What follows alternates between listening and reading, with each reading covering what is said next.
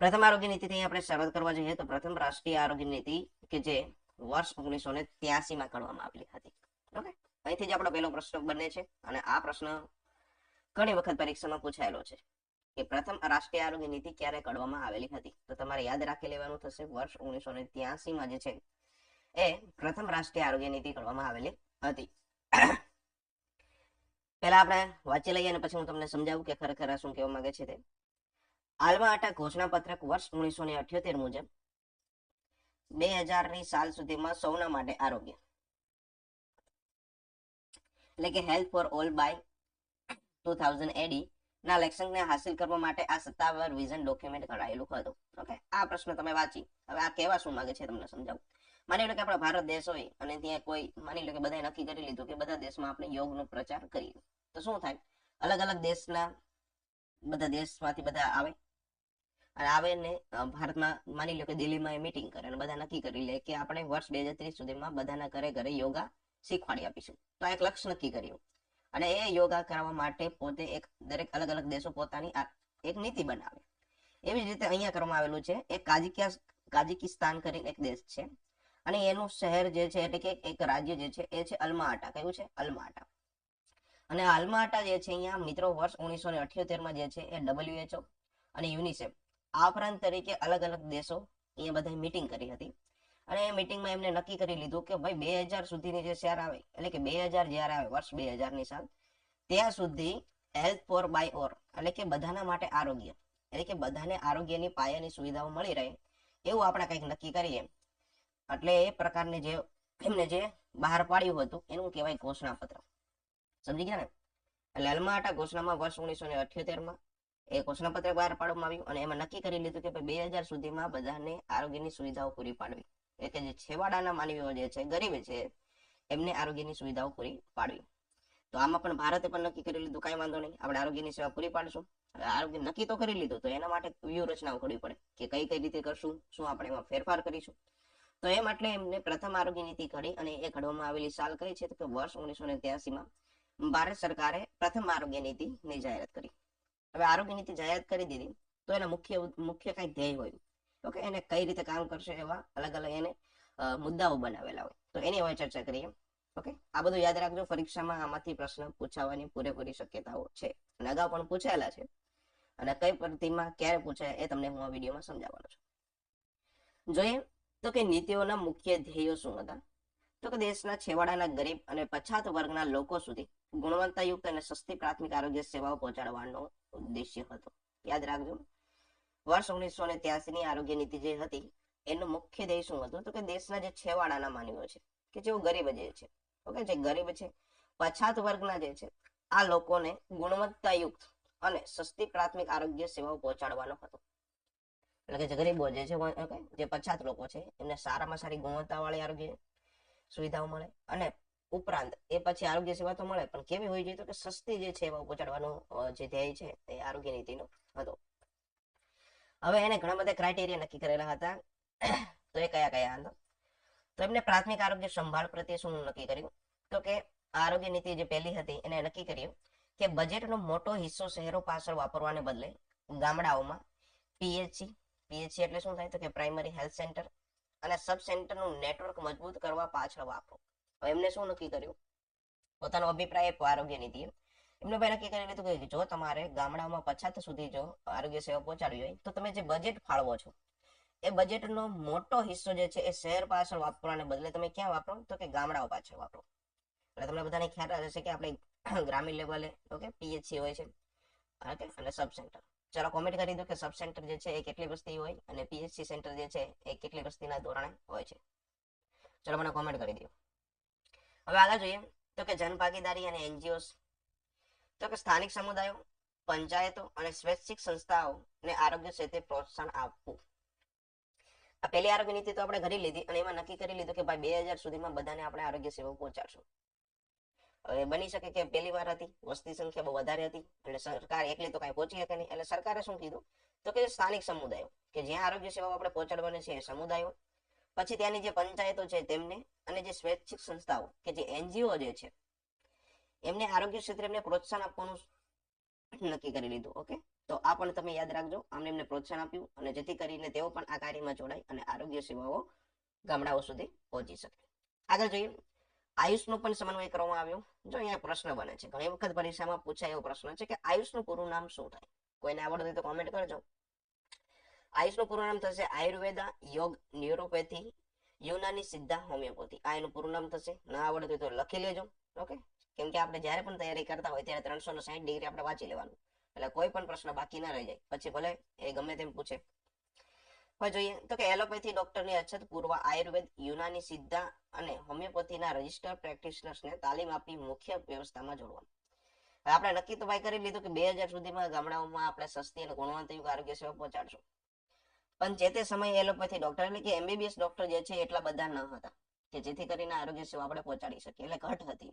તો સરકારે શું નક્કી કરી લીધું કે ભાઈ જે આયુર્વેદનું ભણેલા જે છે, ઓકે, આયુર્વેદ જે ડોક્ટરો જે છે જેમને રજીસ્ટ્રેશન પૂરું થઈ ગયેલું છે એવા જે પ્રેક્ટિસ જે કરે છે એવા ડોક્ટરોને આપણે આમાં સામેલ કરીએ, એટલે કે આયુષ એમઓ. તમને બધાને ખ્યાલ જ હશે ત્યારે પીએચસી ઉપર એક એમબીબીએસ એમઓ હોય અને આયુષ એમઓની પણ નિમણૂક કરવામાં આવે છે. તો આ સેવા પહોંચાડવા માટે એમણે આયુષની પણ વ્યવસ્થા કરેલી હતી અને એમને પણ આમાં જોડેલા હતા. ઓકે, આ 3 મુદ્દા મહત્વના છે, યાદ રાખજો. ઓકે, આગળ જોઈએ, હેલ્થ મેનેજમેન્ટ ઇન્ફોર્મેશન સિસ્ટમ એટલે કે HMIS. ઓકે, આ મોસ્ટ ટાઈમ કે આપણી પરીક્ષાની દ્રષ્ટિએ થિયરી છે, એટલે યાદ રાખજો. પહેલું તો તમારે આનું પૂરું નામ યાદ રાખી લેવાનું, પરીક્ષામાં પૂછાઈ શકે છે. HMIS નું પૂરું નામ શું થાય? તો કે હેલ્થ મેનેજમેન્ટ ઇન્ફોર્મેશન સિસ્ટમ જે છે એનું પૂરું નામ થશે. હવે શું છે તો કે દેશના રોગો અને સેવાઓના ઓનલાઈન મોનિટરિંગ અને સચોટ ડેટા માટે HMIS શરૂ કરવાનો પ્રસ્તાવ મૂક્યો. ઓકે, આરોગ્ય નીતિ જે હતી એને કીધું કે ભાઈ તમે દેશમાં જે રોગો જે છે અને રોગો જે થાય છે એના પ્રત્યે જે આરોગ્યની સેવાઓ કઈ કઈ આપવામાં આવે છે એના માટે તમે ઓનલાઈન મોનિટરિંગ માટે એક તમે સોફ્ટવેર બનાવો, એટલે કે જે ડિજિટલ ડેટા આપણે ભેગો કરી શકીએ અને જેથી કરીને આપણને ખબર પડી શકે કે કયા વિસ્તારમાં કયા રોગનું પ્રમાણ વધારે છે. એટલે એટલા માટે એમને શું કીધું કે તમે HIMS ની શરૂઆત કરો. અને HIMS એટલે શું? તો કે health management information system. Okay, આવાથી પ્રશ્ન પૂછવામાં આવેલો છે કે HMIS ની પ્રસ્તાવ એ કઈ આરોગ્ય નીતિમાં મૂકવામાં આવેલો હતો? તો તમને અત્યારે જ મેં જણાવ્યું કઈ આરોગ્ય નીતિ આવશે, વર્ષ 1983 ની આરોગ્ય નીતિ. હવે એમને ઘણા બધા લક્ષ્યાંકો નક્કી કરેલા હતા કે શું હતા? તો કે જે આપણે 2000 સુધીમાં 100 માટે જે આરોગ્ય પ્રાપ્ત કરવાનું હતું એના એક લક્ષ્યાંક એમને નક્કી કરેલા. તો કે એમને નક્કી કરેલું કે કુલ પ્રજનન દર એટલે કે TFR, કે જેનું પૂરું નામ થશે ટોટલ ફર્ટાલિટી રેટ, એ જે છે એ ઘટાડીને 2.1 સુધી લઈ જવાનો છે. ઓકે, આ આંકડા યાદ રાખજો, આંકડામાંથી પ્રશ્ન પૂછાયેલા છે. ખાલી 3 આરોગ્ય નીતિના આંકડા યાદ રાખશો તો 5 થી 6 આંકડા તમારે યાદ રાખવાના થશે, પણ આપણો માર્ક ન કપાય એટલા માટે યાદ રાખી લેવાના કે ટોટલ પ્રજનન દર જે છે 2000 સુધીમાં 2.1 સુધી લઈ જવાનો હતો. બીજું જે છે એ શિશુ મૃત્યુ દર એટલે કે ઇન્ફન્ટ મોર્ટાલિટી રેટ. ઓકે, અને જો તમે તૈયારી કરતા હોય તો ઇન્ફન્ટ મોર્ટાલિટી રેટનું સૂત્ર શું થાય, એની ગણતરી કઈ રીતે હોય તો મને કોમેન્ટ કરો. ચાલો, જેવી રીતે તમે વધારે કોમેન્ટ કરશો તો વધારે વિડીયો બનાવવાનો ઉત્સાહ જાગશે. ઓકે, તો કે શિશુ મૃત્યુ દર જે છે 1060 થી નીચે લઈ જવાનો જે છે એમનો લક્ષ્યાંક હતો 2000 સુધીમાં. બીજું હતું માતા મરણ દર એટલે કે મધર મોર્ટાલિટી રેટ પ્રતિ 1 લાખે 200 થી નીચે લાવવો. ઓકે, આ 3 આંકડાઓ ખાસ યાદ રાખજો. ટોટલ ફર્ટાલિટી રેટ છે 2.1 સુધી લઈ જવાનો છે. ઇન્ફન્ટ મોર્ટાલિટી રેટ જે છે એ 60 થી નીચે લાવવાનો છે અને માતા મૃત્યુ દર પ્રતિ 1 લાખે, ઓકે, યાદ રાખજો 1000 નથી, માતા મૃત્યુ દર પ્રતિ 1 લાખે જે છે એ 200 થી નીચે લઈ જવાનો છે. ઓકે, તો આ એના લક્ષ્યાંકો હતા. હવે જો આપણે જોઈ લીધું અહીંયા ક્વિક રિવિઝન પોઈન્ટ તરીકે મેં તમને એક આપેલું છે કે આરોગ્ય નીતિમાં આપણે શું જોયું એનું થોડું રિવિઝન કરીએ.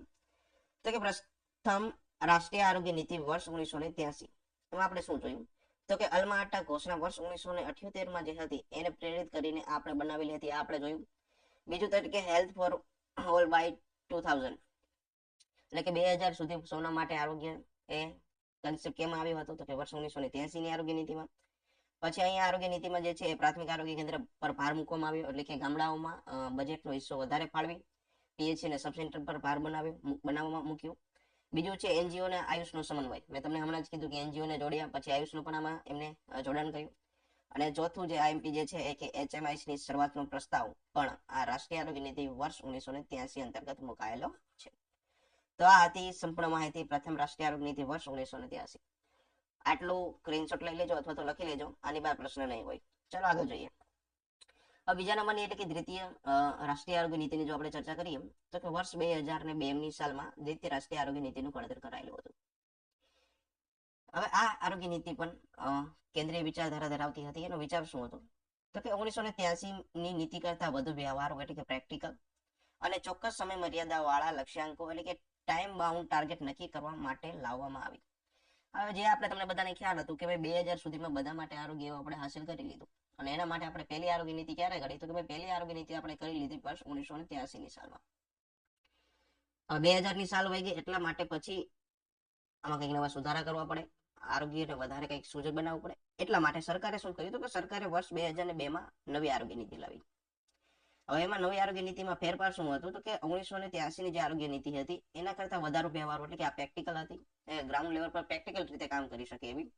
અને બીજું હતું કે ટાઈમ બાઉન્ડ ટાર્ગેટ એટલે કે એમને નક્કી કરી લીધા કે ભાઈ આટલા ટાઈમમાં 5 વર્ષમાં આ કામ કરવાનું તો કરવાનું જ. એટલે એમને કે ટાઈમ બાઉન્ડ ટાર્ગેટ નક્કી કરવા માટે આ એની વિશેષતાઓ હતી. હવે એના મુખ્ય ધ્યેય શું હતા? તો કે દેશના સામાન્ય અને વંચિત નાગરિકો માટે સ્વીકાર્ય એટલે કે જે તેઓ તેમને સ્વીકાર્ય હોય તેવી સસ્તી અને ગુણવત્તાયુક્ત આરોગ્ય સેવાઓનો વ્યાપ વધારવો જે છે એ મુખ્ય ધ્યેય હતો. ઓકે, તો આ બાબતો અહીંયા ખાસ યાદ રાખી લેજો. ઓકે, મુખ્ય ધ્યેય શું હતો અને આરોગ્ય નીતિ વર્ષ 2002 એ ઓકે. હવે આગળ જોઈએ. હવે આરોગ્ય ખર્ચમાં વધારો. તો કે સરકારના કુલ જીડીપી એટલે કે ગુડ ડોમેસ્ટિક પ્રોડક્ટના આરોગ્ય પાછળના ખર્ચને વધારીને 2% સુધી લઈ જવું અને રાજ્યોએ બજેટનો 7% હિસ્સો આરોગ્ય પાછળ વાપરવો. આ કોણે કીધું? તો કે આ જે છે બીજી આરોગ્ય નીતિ જે છે ઘડવામાં આવી વર્ષ 2002 માં. એમાં નક્કી કર્યું કે સરકારે શું કીધું કે જીડીપી જે છે, ઓકે, કુલ રાષ્ટ્રીય પેદાશ છે, ગુડ ડોમેસ્ટિક પ્રોડક્ટ, એમાં આરોગ્ય પાછળ જે ખર્ચો થાય છે એમાં તમે 2% જેટલો વધારો કરો. અને આ ઉપરાંત તરીકે જે તમે રાજ્યો, અલગ અલગ રાજ્યો છે એનો બજેટનો જે હિસ્સો જે છે એમાંથી ટોટલ તમારે 7% જે છે એ આરોગ્ય પાછળ વાપરવો. ઓકે, આ ભલામણ કોને કરેલી હતી? તો કે આરોગ્ય નીતિ જે વર્ષ 2002 માં કરવામાં આવેલી એને આ ભલામણ કરેલી છે. બીજું છે કે વિકેન્દ્રીકરણ એટલે કે જાહેર આરોગ્યના કાર્યક્રમોના સંચાલન માટે પંચાયતી રાજ સંસ્થાઓને વધુ સત્તા અને ભંડોળ આપવું. જાહેર આરોગ્યના કાર્યક્રમ એટલે કેવા કાર્યક્રમ? માની લો કે જેમાં જાહેર આરોગ્ય એટલે કે જાહેર રીતે લોકોનું આરોગ્યમાં સુધારો કરી શકાય એવા જે કાર્યક્રમો હોય એનું સંચાલન કરવા માટે પંચાયતી રાજની સંસ્થાઓ, માની લો કે જે પંચાયત એટલે કે જે આપણી ગ્રામ પંચાયત હોય, ઓકે, એમને વધુ સત્તાઓ આપવી અને એમને ભંડોળ આપવું. અને આ પણ કન્સેપ્ટ જે છે એ 2002 ની આરોગ્ય નીતિમાં આવ્યો હતો. માની લો કે અત્યારે ચાંદીપુરાનો વાયરસ ચાલે છે, ઓકે, ડસ્ટિંગ કરાવવાનું થાય તો ડસ્ટિંગ કરાવવા માટે કોણ કરાવી શકે? આરોગ્ય વિભાગ તો કરાવે. એટલા માટે પંચાયતી રાજ એટલે કે પંચાયતી જે સંસ્થાઓ જે છે એ પણ પોતાની રીતે ગામડાઓમાં પોતાના ભંડોળ દ્વારા ડસ્ટિંગ કરાવી શકે. તો ડસ્ટિંગ કરવા માટે કેની જરૂર પડે? તો પૈસાની. તો એમને વધુ સત્તાઓએ સમય આપવાનું નક્કી કર્યું અને એ તરીકે એમને જે બજેટ ફાળવાતું હતું એ પણ વધારી દીધું, જેથી કરીને જાહેર આરોગ્યના કાર્યક્રમો દ્વારા આરોગ્ય સેવાઓને પહોંચાડી શકાય. આગળ જોઈએ. રોગ નિયંત્રણ અને નાબૂદી. સાર્વત્રિક રસીકરણનો વ્યાપ 100% કરવો. તમને બધાને ખ્યાલ છે સાર્વત્રિક રસીકરણ કાર્યક્રમ, યુનિવર્સલ ઇમ્યુનાઇઝેશન પ્રોગ્રામ? ચાલો કોમેન્ટ કરી દો મને, યુનિવર્સલ ઇમ્યુનાઇઝેશન પ્રોગ્રામ જે છે, સાર્વત્રિક રસીકરણ કાર્યક્રમ ક્યારે આવ્યો અને સાર્વત્રિક રસીકરણ કાર્યક્રમ અંતર્ગત હાલમાં કેટલી રસીઓ આપવામાં આવે છે? મને કોમેન્ટ કરો ચાલો ફટાફટ. તો કે રોગ નિયંત્રણ અને નાબૂદી, એમને નક્કી કરી લીધું કે અમુક રોગો નિયંત્રણ કરશું. તો એમને કીધું કે ભાઈ સાર્વત્રિક રસીકરણનો વ્યાપ જે છે તમારે 100% કરવાનો છે. પછી છે પલ્સ પોલિયો અભિયાન તથા HIV એડ્સ, ટીબી, મલેરિયા, અંધત્વ નિયંત્રણ પ્રોગ્રામ્સને વધુ વેગ આપવો. પરીક્ષામાં પૂછાઈ શકે એવો પ્રશ્ન છે કે રાષ્ટ્રીય આરોગ્ય જે કાર્યક્રમો હતા જેમ કે પલ્સ પોલિયો અભિયાન હોય, HIV એડ્સ, ટીબી, મલેરિયા, અંધત્વ નિયંત્રણ પ્રોગ્રામ્સ હોય, આમને સૌથી વધુ વેગ ક્યારે આપવામાં આવ્યો? તો કે સૌથી વધુ વેગ જે છે એ વર્ષ 2002 ની આરોગ્ય નીતિમાં આપવામાં આવેલો હતો.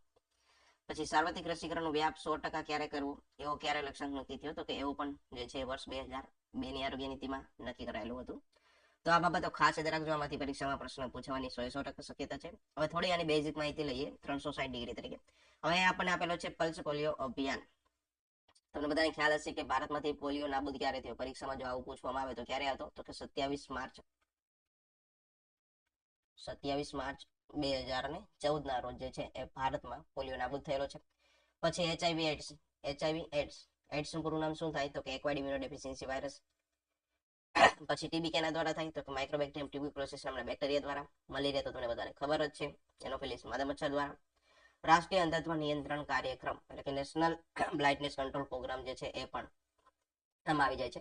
મિત્રો જ્યારે તમે વાંચતા હોય ત્યારે જે પ્રોગ્રામ આવે ને તો એ પ્રોગ્રામ સાથે સાથે કરતા જજો, કેમ કે તમારામાં નેશનલ હેલ્થ પ્રોગ્રામ પણ પ્રશ્ન પૂછાવાના પૂરેપૂરી શક્યતા છે. આના પછીનો વિડીયો આપણે નેશનલ હેલ્થ પ્રોગ્રામનો લઈને આવશું. ઓકે, હવે આગળ જોઈએ તો કે પીપીપી મોડેલ છે એટલે કે પબ્લિક પ્રાઇવેટ પાર્ટનરશિપ. શું છે પીપીપી મોડેલ? શું છે તો કે પબ્લિક પ્રાઇવેટ પાર્ટનરશિપ. પ્રથમ વખત સુપર સ્પેશિયાલિસ્ટ સારવાર માટે સરકારી અને ખાનગી ક્ષેત્રની ભાગીદારીને પ્રોત્સાહન આપવાની ભલામણ થઈ.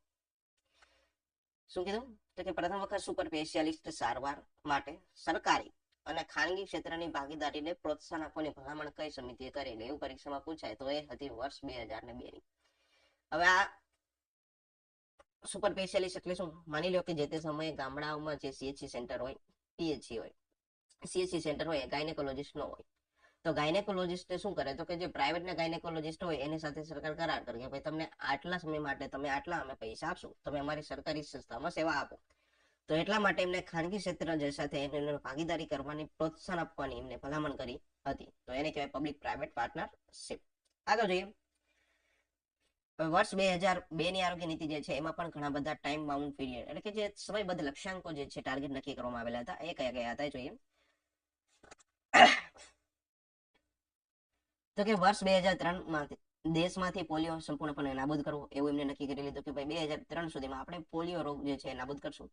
2005માં યોઝ રોગની સંપૂર્ણ નાબૂદી અને લેપ્રસીના કેસોના ઘટાડો કરવો. 2010 સુધીમાં કાલા આજાર અને લિમ્ફેટિક ફાઇલિરેસિસ એટલે કે જેને હાથી ફગાની જે સંપૂર્ણ નાબૂદી કરવી.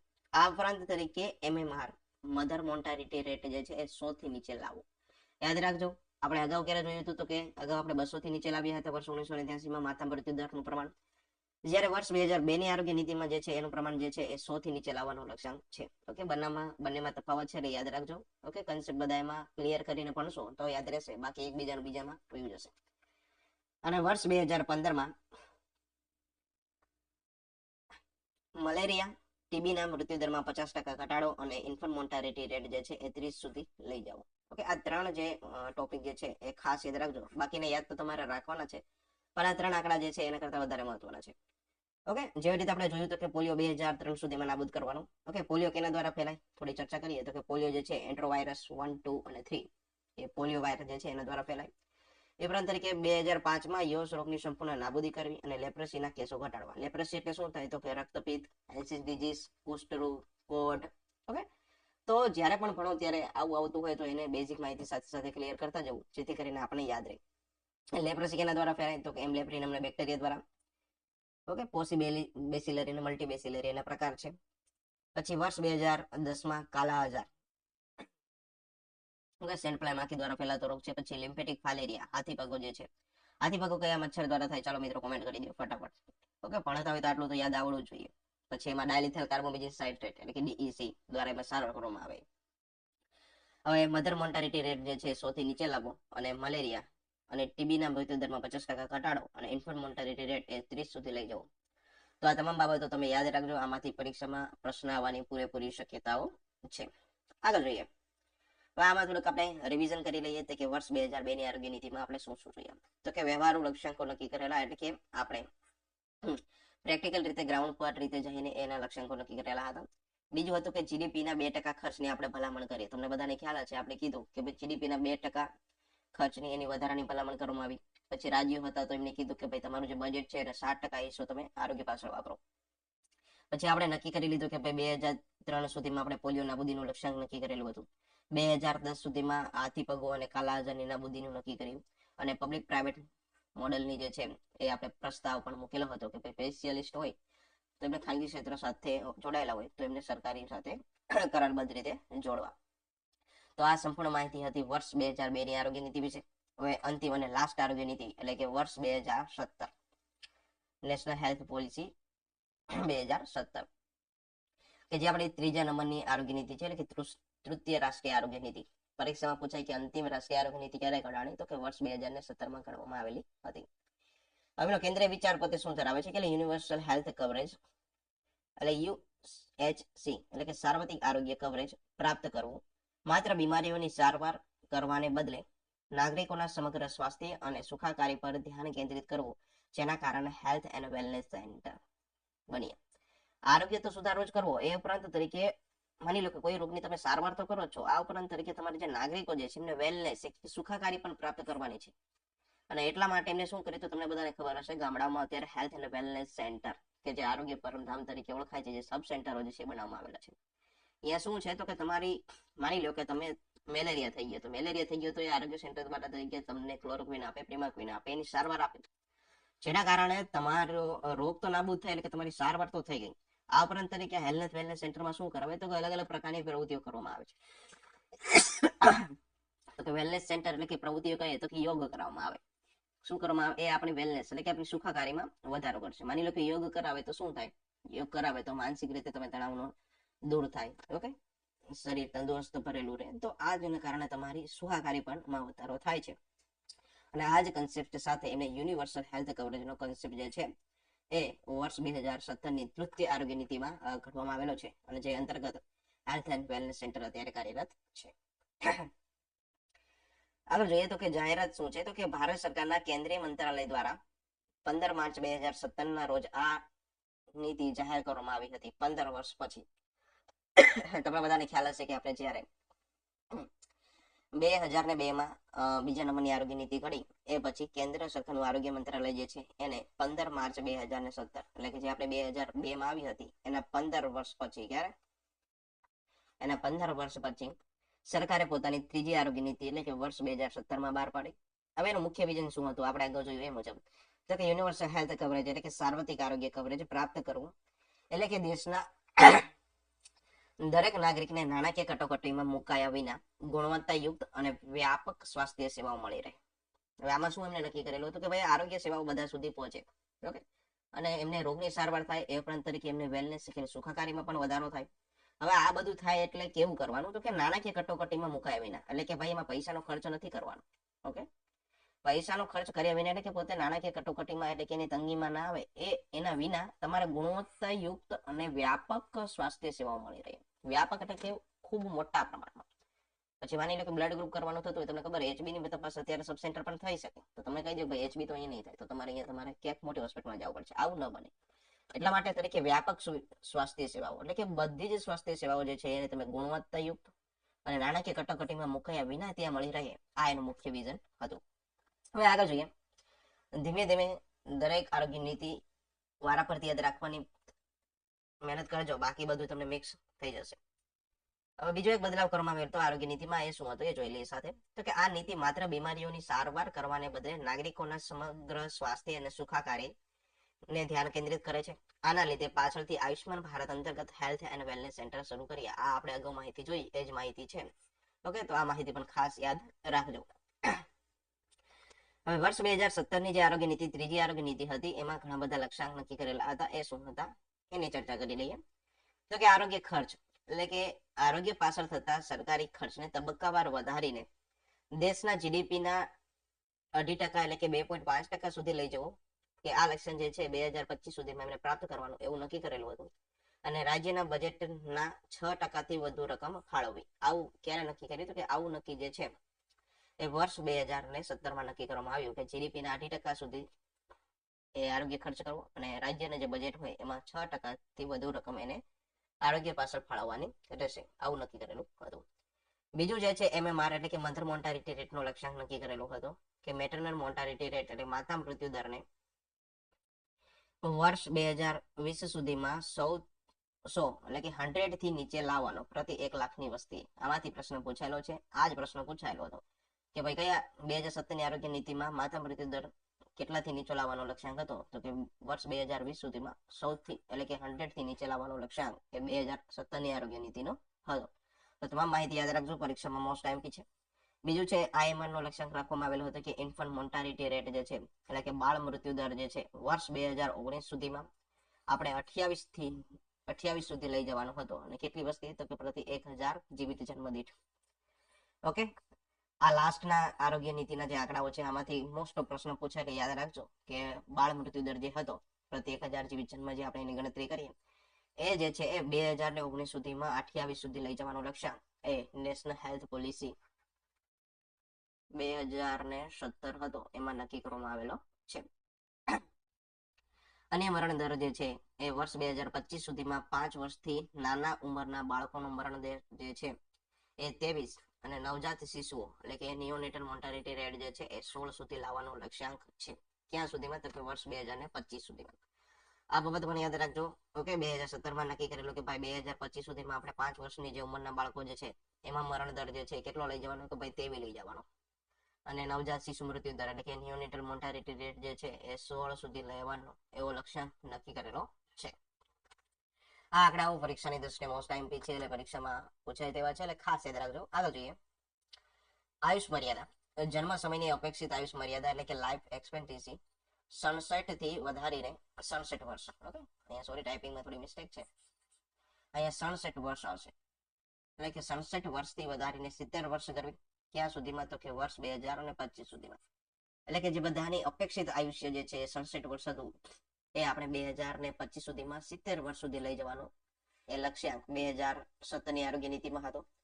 આ ઉપરાંત તરીકે ટોટલ ફર્ટાલિટી રેટ જે છે એ 2.1 ના સ્થિર સ્તરે લાવવાનો લક્ષ્યાંક એ પણ 2017ની આરોગ્ય નીતિમાં ઘડાયેલો છે. હવે આગળ જોઈએ તો કે ક્ષય રોગ નાબૂદી એટલે કે ટીબી ને આપણે નાબૂદ કરવાનો છે. હવે વર્ષ 2025 સુધીમાં દેશમાંથી ટીબી સંપૂર્ણપણે નાબૂદ કરવું. એટલે કે મોસ્ટ ઇમ્પોર્ટન્ટ છે પરીક્ષાની દ્રષ્ટિએ, અહીંયા ખાસ યાદ રાખજો. 2017ની જે આરોગ્ય નીતિ ઘડી હતી એમાં નક્કી કરી લીધું કે ભાઈ 2025 સુધીમાં જે ટીબી જે રોગ છે એને આપણે ભારત દેશમાંથી સંપૂર્ણપણે આપણે એને નાબૂદ કરવાનું છે, આવું લક્ષ્યાંક નક્કી કર્યું. બીજું જે છે બિનચેપી રોગો એટલે કે એનસીડીઝ, નોન કમ્યુનિકેબલ ડિસીઝ જેને કહી શકાય, એમના જે અકાળ મૃત્યુ દર જે થાય છે હાર્ટ એટેક ને એમાં બધેમાં, ઓકે, તો એમાં જે છે 25% ઘટાડો કરવો.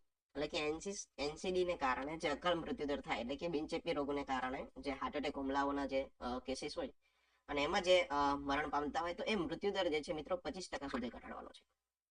આ લાસ્ટ આરોગ્ય નીતિમાં મેં જે પણ તમને આંકડાઓ આપી એ ખાસ યાદ રાખજો, પરીક્ષામાં મોસ્ટ ટાઈમ છે, પ્રશ્ન પૂછાઈ શકે છે કે બિનચેપી રોગોમાં કેટલો ટકા આપણે ઘટાડો, તો કે એના કારણે મૃત્યુદરમાં 25% ઘટાડો. અને ટીબી નાબૂદી 2025 સુધીમાં ભારતમાંથી નાબૂદી. હવે તમને બધાને ખબર હશે ટીબી દિવસ ક્યારે ઉજવાય? ટીબી ક્યારે ઉજવાય? તો કે 24 માર્ચના રોજ. ભારતમાંથી ક્યારે નાબૂદ કરવાનું હતું? ભારતમાંથી ક્યારે નાબૂદ કરવાનું હતું? ભારતમાંથી 2025, જ્યારે વિશ્વમાંથી નક્કી કરેલું કે 2030 સુધીમાં વિશ્વમાંથી નાબૂદ આપણે કરી દઈશું ટીબી. તો આવી બાબતો પણ સાથે સાથે યાદ રાખતા જજો, કેમ કે પરીક્ષામાં ક્યારે કયો પ્રશ્ન પૂછે એ કઈ નક્કી હોતું નથી. હવે આગળ જોઈએ તો કે ખિસ્સાનું ખર્ચ એટલે કે આઉટ ઓફ પોકેટ એક્સપેન્ડિચર. સામાન્ય નાગરિકોના ખિસ્સામાંથી થતા તબીબી ખર્ચમાં ઘટાડો કરવો. આકસ્મિક સંજોગોમાં આરોગ્ય ખર્ચ ત્યારે જ પોસાય તેમ કહેવાય જ્યારે તે માસિક ખાદ્ય ખર્ચના 10% અને બિન ખાદ્ય ખર્ચના 40%ની અંદર હોય. હવે અહીંયા પણ ખૂબ મોસ્ટ ટાઈમથી પ્રશ્ન છે ને આમાંથી પણ ઘણી વખત પરીક્ષામાં પ્રશ્ન પૂછાયેલો છે કે પછી તમારા ખિસ્સાનો જે ખર્ચ છે, તમારો જે વપરાશ જે છે, સામાન્ય નાગરિકોના ખિસ્સામાં જે ખર્ચ થાય છે એમાં એનો ઘટાડો કરવો. એવું કેમાં નક્કી કરી લીધું? તો કે એવું નક્કી જે છે 2000 આરોગ્યની નીતિ જે 17 જે હતી એમાં નક્કી કરી લીધું. અને એમને એમ કીધું કે ભાઈ આ આકસ્મિક આરોગ્યમાં જે ખર્ચ તમે થાય એ પોસાય તેવું ક્યારે કહી શકાય? એટલે કે માસિક ખાદ્ય ખર્ચના 10%, ઓકે, માસિક ખાદ્ય ખર્ચના 10% અને બિન ખાદ્ય ખર્ચના 40%ની અંદર જો ખર્ચ થાય તો એ આપણને પોસાય તેવું કહી શકાય છે. તો આ પ્રશ્ન અગાઉ પરીક્ષામાં પૂછાયેલો છે. આપણે હું તમને હમણાં આગળ દેખાડું કે કઈ પરીક્ષામાં પૂછાયો. તો યાદ રાખજો કે ખાદ્ય ખર્ચના 10% અને બિન ખાદ્ય ખર્ચના 40%ની અંદર જો ખર્ચ થાય આકસ્મિક સંજોગોમાં તો એ આરોગ્ય ખર્ચ આપણને પોસાય તેવું કહી શકાય.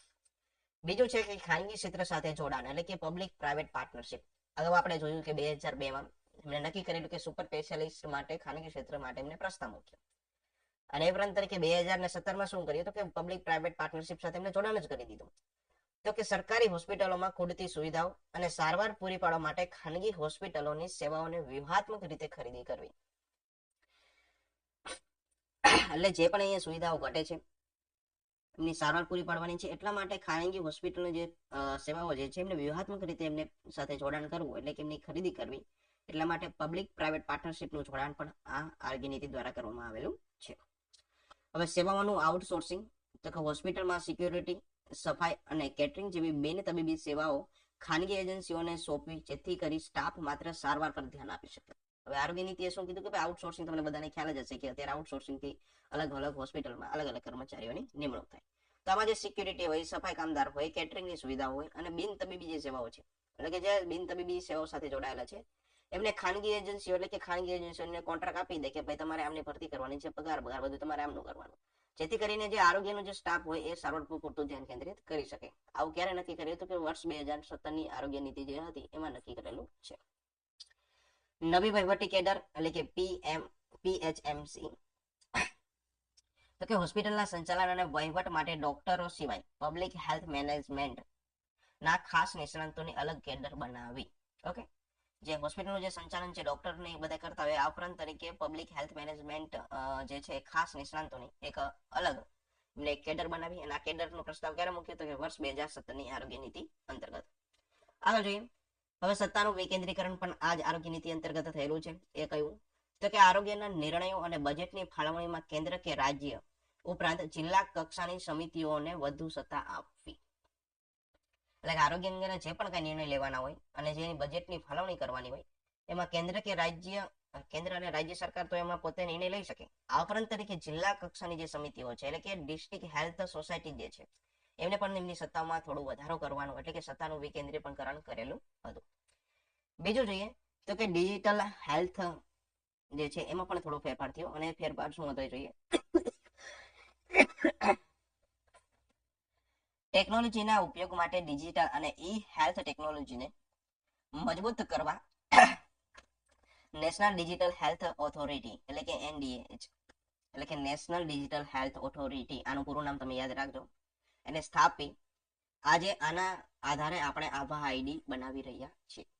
યાદ રાખજો, આપણે નક્કી કરી લીધું ભાઈ આપણે ટેકનોલોજી એટલે કે ઈ હેલ્થ ટેકનોલોજીને મજબૂત કરવા માટે એમને શું સ્થાપવાની જાહેરાત કરી તો કે એના માટે એમને નેશનલ ડિજિટલ હેલ્થ ઓથોરિટી જે છે એમને સ્થાપવાની ભલામણ કરી. અને એ જ અંતર્ગત અત્યારે તમને બધાને ખબર હશે કે આપણે આભા કાર્ડની કામગીરી ચાલે છે. તમને બધાને ખબર હશે કે આભા કાર્ડ જે છે એની શરૂઆત ક્યારે થઈ હતી તો કે આભા કાર્ડની શરૂઆત જ્યારે પરીક્ષામાં માની લો કે પ્રશ્ન પૂછે કે આભાની શરૂઆત ક્યારે થઈ તો કે 27 સપ્ટેમ્બર વર્ષ 2021માં આભા કાર્ડની શરૂઆત કરવામાં આવી છે. અને આભા કાર્ડનું પૂરું નામ જે છે આયુષ્માન ભારત હેલ્થ એકાઉન્ટ થાય છે. હવે આભા કાર્ડમાં જે નંબર આપવામાં આવે એ કેટલા આંકડાનો હોય છે એ તમારે મને કોમેન્ટ કરવાનું રહેશે. હવે અહીંયા આપણે રિવિઝન કરી લઈએ, જોઈ લેજો કે આભા આઈડી જે છે એ ક્યાં અંતર્ગત આવેલું હતું તો કે વર્ષ 2017ની આરોગ્ય નીતિ અંતર્ગત. હવે આગળ જોઈએ, ઇમરજન્સી સેવાઓ જે છે કે દેશના તમામ લોકો સરકારી હોસ્પિટલોમાં ઇમરજન્સી, ટ્રોમા અને ક્રિટિકલ કેર સેવાઓ કોઈ પણ ભેદભાવ વગર સંપૂર્ણ મફત મેળવવાને હકદાર છે. એવું ક્યારે નક્કી થયું હતું કે વર્ષ 2017ની જે આરોગ્ય નીતિઓ હતી, માની લો કે કોઈની ઇમરજન્સી હોય, એક્સિડન્ટ થઈ ગયું હોય તો ત્યારે તેમને તરીકે ટ્રોમા અને ક્રિટિકલ જે સેવાઓ જે છે એ કોઈ પણ પ્રકારનો, એ પછી ભલે ગરીબ હોય કે અમીર હોય, ઓકે, એ કાંઈ પણ જોયા વગર એને મફત સેવા આપવા માટે હકદાર છે. એવું ક્યારે જાહેર કર્યું તો કે વર્ષ 2017ની આરોગ્ય નીતિમાં. અને આમાંથી પ્રશ્ન પૂછાયેલો પ્રશ્ન છે એટલે યાદ રાખજો. તમને અગાઉ કહું કે ક્યાં પ્રશ્ન પૂછાયો. હવે આયુષનું મુખ્ય પ્રવાહમાં લાવવું, આયુર્વેદ અને યોગને વેલનેસ સેન્ટર્સના માધ્યમથી લોકોની જીવનશૈલીનો ભાગ બનાવવો. આયુર્વેદ અને યોગ જે છે એને વેલનેસ સેન્ટરના માધ્યમથી લોકો જે છે એને અપનાવે. ઓકે, એટલે લોકોના આરોગ્યમાં એનો જીવનશૈલીનો ભાગ બનાવવો એ પણ પ્રસ્તાવ એ 2017ની આરોગ્ય નીતિમાં મુકાયેલો છે. હવે ક્વિક રિવિઝન પોઈન્ટ તરીકે આપણે નેશનલ હેલ્થ પોલિસી 2017ના અગત્યના ટોપિકની ચર્ચા કરી લઈએ. તો કે જીડીપી જે છે એ 2.5% ખર્ચ કરવું, પછી 2025 સુધીમાં 70 વર્ષનું આયુષ્ય એટલે કે અપેક્ષિત આયુષ્ય દર જે છે એ 2025 સુધીમાં 70 સુધી લઈ જવું, એ આપણે આરોગ્ય નીતિમાં જોયું. બીજું જોયું તો કે આપણે 2025 સુધીમાં ભારતને ટીબી મુક્ત જાહેર કરવાનો એવો લક્ષ્યાંક નક્કી કરેલો હતો. પછી માતા મૃત્યુ દર જે છે એ 1000 થી નીચે લઈ જવું. આ ઉપરાંત તરીકે ઇન્ફન્ટ મોર્ટાલિટી રેટ જે છે એ પ્રતિ 1000 28 સુધી લાવવો, અને ડિજિટલ હેલ્થ અને વેલનેસ પર આપણે આ આરોગ્ય નીતિમાં ભાર મૂકેલો હતો. તો આ ત્રણ આરોગ્ય નીતિની સંપૂર્ણ થિયરી હતી. આ 3 થિયરી તમે જોઈ લેશો એટલે મોસ્ટ ઓફ તરીકે માહિતી તમારી અહીંયા કવર થઈ જવાની છે. હવે આગળ જોઈએ તો કે આરોગ્ય નીતિ જે છે એમાં અત્યાર સુધી કઈ ભરતીમાં કયા પેપરમાં કયા પ્રશ્ન પૂછાયા એની ચર્ચા કરી. એટલે તમારે ક્યાંય અલગ અલગ ચોપડી ગોતવાની જરૂર નથી, બધું તમને અહીંયા એક જગ્યાએ મળી રહેશે.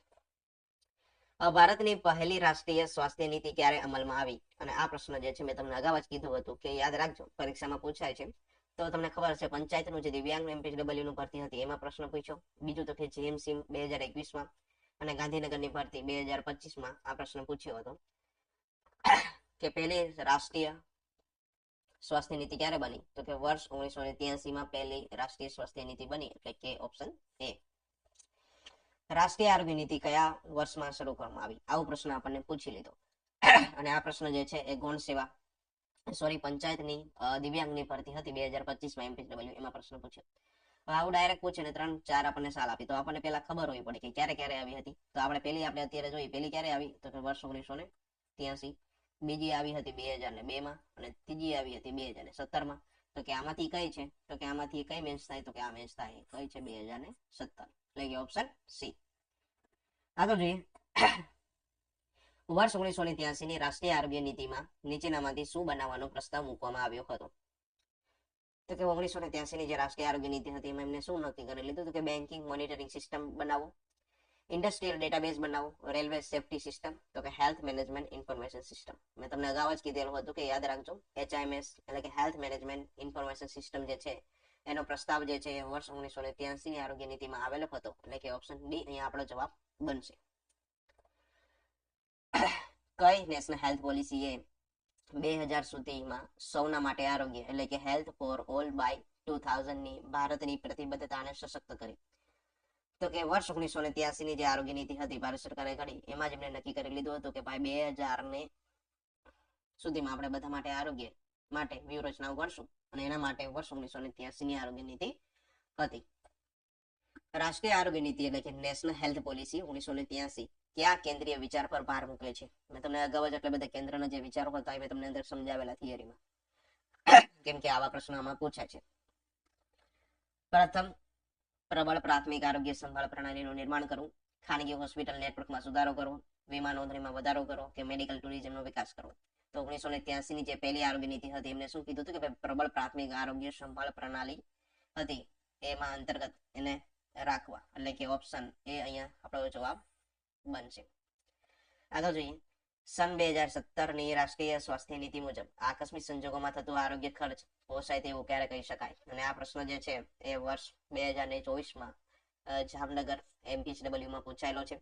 તો મેં તમને અગાઉ સમજાવેલું હતું કે ભાઈ માસિક ખાદ્ય ખર્ચના જ્યારે 10% ખર્ચો થાય અને બિન ખાદ્ય ખર્ચનો જ્યારે 40% ખર્ચો થાય, ત્યારે આ આપણને જે આકસ્મિક સંજોગોમાં આરોગ્ય ખર્ચ કરેલો હોય એ આપણને પોસાય તેવું કહી શકાય. એટલા માટે અહીંયા આપણો ઓપ્શન એ સાચો જવાબ બનશે. આગળ જોઈ લઈએ. નેશનલ હેલ્થ પોલિસી 2017 હેઠળ આરોગ્ય પ્રણાલીના પાયા તરીકે કયા આરોગ્ય સંભાળ સ્તરને મજબૂત બનાવવાનું છે? આ પ્રશ્ન જે છે ગૌણ સેવા દ્વારા MPHW 2025માં દિવ્યાંગ પેપર લેવાનું હોય તો 210 માર્કનું એમાં પૂછાયેલું છે કે ભાઈ 2017ની આરોગ્ય નીતિ જે હતી એ અંતર્ગત તરીકે આરોગ્યના પ્રણાલીના પાયા તરીકે કયા આરોગ્ય સંભાળ સ્તરને મજબૂત બનાવવું એવું એને કીધું? તો કે પ્રાથમિક આરોગ્ય સંભાળ, ચતુર્થક સંભાળ, તૃતીય સંભાળ, કે આંતરરાષ્ટ્રીય આરોગ્ય સંભાળ. તો એમાં હતું, તમને બધાને ખ્યાલ છે કે પ્રાથમિક આરોગ્ય સંભાળનું જે સ્તર જે છે એને મજબૂત બનાવવાનું જે છે એ નક્કી કરેલું હતું, એટલે કે ઓપ્શન એ. રાષ્ટ્રીય આરોગ્ય નીતિ વર્ષ 2017ના મુખ્ય ધ્યેયોમાંથી એક શું છે? આ પ્રશ્ન પણ વર્ષ 2025માં દિવ્યાંગ પંચાયતની જે ભરતી હતી MPHW એમાં પ્રશ્ન પૂછાયેલો છે કે ભાઈ 2017નું મુખ્ય ધ્યેય શું હતું? તો કે બધા માટે આરોગ્ય વીમો ફરજિયાત બનાવો. તો કે આવું તો આવે જ નહીં. બીજું છે ગ્રામીણ આરોગ્ય કેન્દ્ર બંધ કરવા. તો કે ના ભાઈ, આ તો વધારવાના હતા. હોસ્પિટલોની ખાનગી માલિકી વધારવી. તો કે આ પણ ના આવે. તો કે શું હતું? તો કે ખિસ્સામાંથી આપવા પડતા આરોગ્ય સંભાળ ખર્ચમાં ઘટાડો કરવો, એટલે કે જે તમારે આરોગ્ય ખર્ચ પાછળ જે ખિસ્સાનો ખર્ચ કરવો પડે છે એમાં ઘટાડો કરવો, એ એનું ધ્યેય હતું, એટલે કે ઓપ્શન ડી અહીંયા આપણો જવાબ બનશે. આગળ જોઈએ. કઈ રાષ્ટ્રીય સ્વાસ્થ્ય નીતિએ આરોગ્ય સેવામાં સુધારો કરવા માટે ખાનગી ક્ષેત્રની ભાગીદારી પર ભાર મૂક્યો હતો? અગાઉ તો પ્રસ્તાવ જ મૂકેલો હતો કે ભાઈ આરોગ્ય સેવામાં વધારે કરવા માટે. અહીંયા મિત્રો જવાબ જે છે આમને વર્ષ 2017ની આરોગ્ય નીતિ રાખેલો છે, એટલે કે option C. National health policy 2017 મુખ્યત્વે નીચેનામાંથી કયા ક્ષેત્રમાં સુધારો પર ધ્યાન કેન્દ્રિત કરે છે? અને આ પ્રશ્ન જે છે વર્ષ 2026માં જે પંચાયત દિવ્યાંગ MPHW નું પેપર લેવાનું તેમાં પૂછાયેલું હતું કે ભાઈ 2017ની આરોગ્ય નીતિ જે છે કેના પર ભાર મૂકે? તો કે એ જે છે વસ્તી સ્થળાંતર પર મૂકે. તો કે આ તો આવે જ નહીં. બીજું છે તૃતીય સંભાળ હોસ્પિટલ, નહીં. ઔદ્યોગિક વિકાસ, તો કે નહીં. તો શું હતું? તો કે આરોગ્ય સંભાળની જે ગુણવત્તાઓ અને સુલભતા જે છે એના પર વર્ષ 2017ની નેશનલ હેલ્થ પોલિસી ભાર મૂકે છે, એટલે કે ઓપ્શન બી અહીંયા આપણો જવાબ બનશે. નેશનલ હેલ્થ પોલિસી 2017 મુજબ કઈ કેટેગરી ફક્ત ઇમરજન્સી અને ટ્રોમા સેવાઓ મેળવવા માટે હકદાર છે? મેં તમને અગાઉ જ કીધું હતું કે યાદ રાખજો, પરીક્ષામાં પ્રશ્નમાંથી પૂછાયેલો છે. હવે ટ્રોમા કેર એટલે કે ઇમરજન્સી સેવાઓ, માની લો કે એક્સિડન્ટ થાય તો અહીંયા જોવાનું ન હોય કે પ્રેગ્નન્ટ છે પછી ગરીબ છે પૈસા વાળો છે, બધાને મળે. તો અહીંયા આપણો જવાબ માટે ક્યાં બધા ક્યાં આપેલું છે તો કે ઓપ્શન સી અહીં આપણો જવાબ બનશે. નેશનલ હેલ્થ પોલિસી 2017 એ વેટરનલ મોર્ટાલિટી રેટ, મેં તમને અગાઉ કીધું હતું કે આવા આંકડાઓ યાદ રાખજો, પરીક્ષામાં પૂછાયેલા છે. ઓકે, ખાસ કરીને 2017 ની આરોગ્ય નીતિના જે આંકડાઓ જે છે એ ખાસ યાદ રાખજો.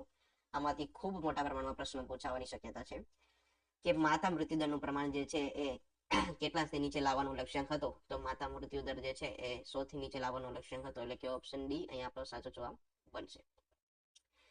રાષ્ટ્રીય આરોગ્ય નીતિ વર્ષ 2017 હેઠળ કયા ઇનોવેશન ક્ષેત્રને મજબૂત સમર્થન મળે છે? તો કે આ પ્રશ્ન ક્યારે પ્રશ્ન પૂછાયો? તો કે આ પ્રશ્ન જે છે એ 2026 MPHW માં પૂછાયેલો છે. તો કે 2017 અંતર્ગત ડિજિટલ અને ઈ હેલ્થ ટેકનોલોજી જે છે એને સમર્થન આપવામાં આવેલું છે. તો આ હતા આપણા અત્યાર સુધી પૂછાયેલા પ્રશ્ન. અને પછીનો વિડીયો જે છે આપણો ટોપિક રાષ્ટ્રીય આરોગ્ય નીતિમાંથી પૂછાઈ શકે તેવા IMP MCQ જે છે એ નેક્સ્ટ વિડીયોમાં હું તમને સમજાવવાનો છું. હવે ઘણા ઓકે, હવે જે મિત્રો આની ટેસ્ટ આપી હોય તો આવી રીતે તમે પ્લે સ્ટોરમાં સર્ચ મારશો તો આ લોગા નામનું ભાસ્કર એજ્યુકેશન એપ્લિકેશન છે. કઈ છે? ભાસ્કર એજ્યુકેશન. ત્યાં તમને ભાસ્કર એજ્યુકેશન એપ્લિકેશન મળી જશે અને ત્યાં તમે ટેસ્ટ પણ હું મૂકવાનો છું એ તમે આપી શકશો. આ ઉપરાંત તરીકે આપણી ટેલિગ્રામ ચેનલ ભાસ્કર એજ્યુકેશન સાથે જોડાઈ શકો છો.